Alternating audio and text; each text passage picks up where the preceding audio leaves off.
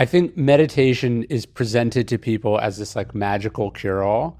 It's really only the Eastern traditions that talk about meditation. So the idea that that's the only way to get to stillness is just obviously not true, because clearly, lots of different religions and schools talk about getting there, and that meditation is just one way of getting there.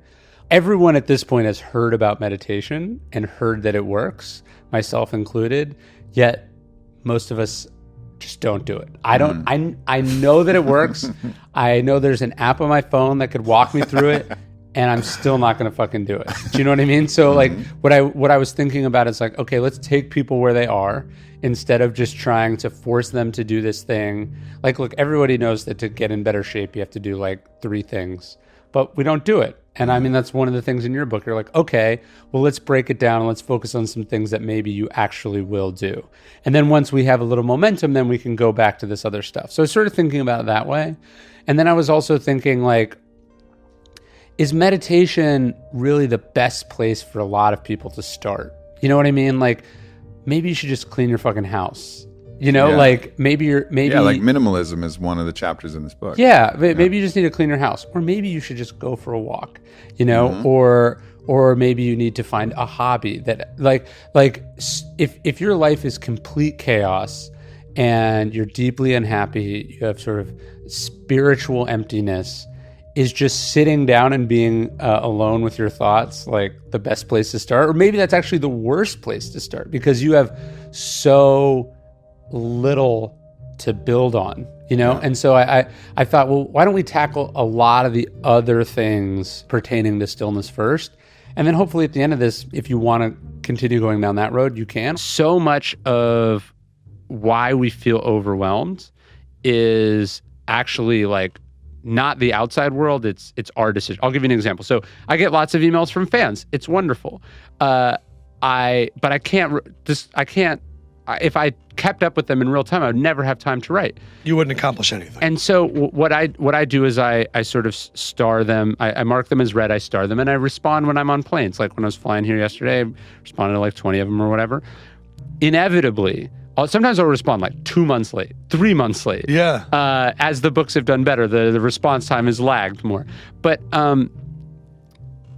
invariably, people will reply, "Oh my God, I never thought you would reply.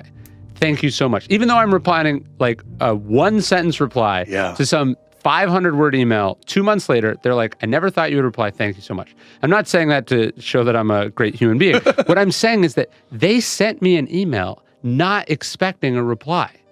And so the guilt that I felt about not responding fast enough is totally in my own head. Yeah, you manufacture that yourself. And it's like that with a lot of things. People feel like, I need to know what's going on in the world. I need to follow the news in real time. I need to check my email in real time. That's why I know I'm supposed to be having dinner with my family, but like, what if I got an email from work, And the truth is like, almost nothing is more important than whatever you're doing in that moment, even if that thing is not important.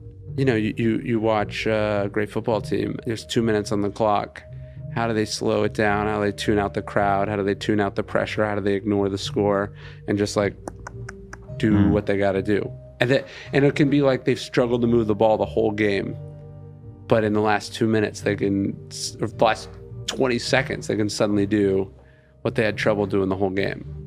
And do you regard that as essentially being some sort of like shared collective motivation to win the game at that point? I think it's presence. I think it's focus. I think it's blocking out of distraction. I think it's intentionality. It's like it's all the things that you need to be great. The Stoics sort of preferred journaling to meditation, and they're essentially opposites of each other, right? Like meditation, you're supposed to have no thoughts. Journaling, you're supposed to be like, what are my thoughts? And I'm going to write them down.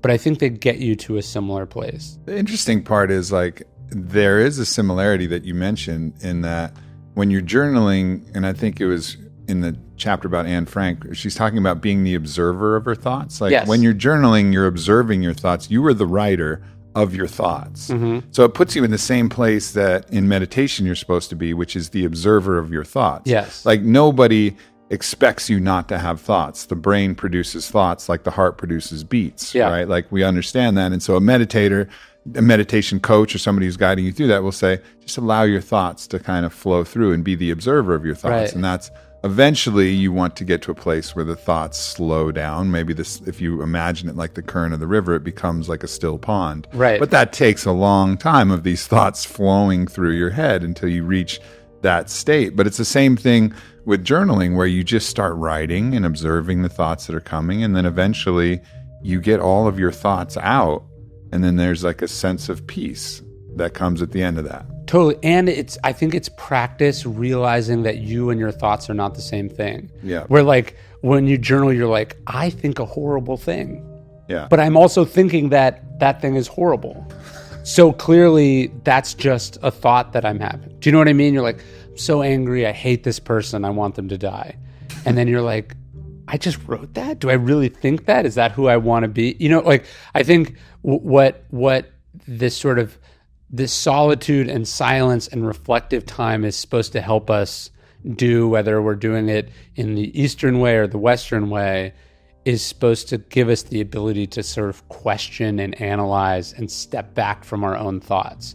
Because way too many people are just jerked around by what's going on up here. And they take for granted that if they're thinking it, it must be true, it must be important, it must be representative of who they are as a person. And I think what you're trying to do is train this muscle that can just, as you said, just sort of let these things like breeze by. Yeah. Like I wrote it down and now it's gone. Yeah. Hey, it's Ryan Holiday. Thank you so much for supporting Daily Stoic. It means a lot and it helps us when you like and subscribe and comment on our videos. When you follow us on social media, we're at Daily Stoic on pretty much every platform. You can also check out dailystoic.com/store. That's how we keep these videos high quality and ad-free. If you want to support us, buy one of our awesome philosophically inspired products. Thank you for all the support.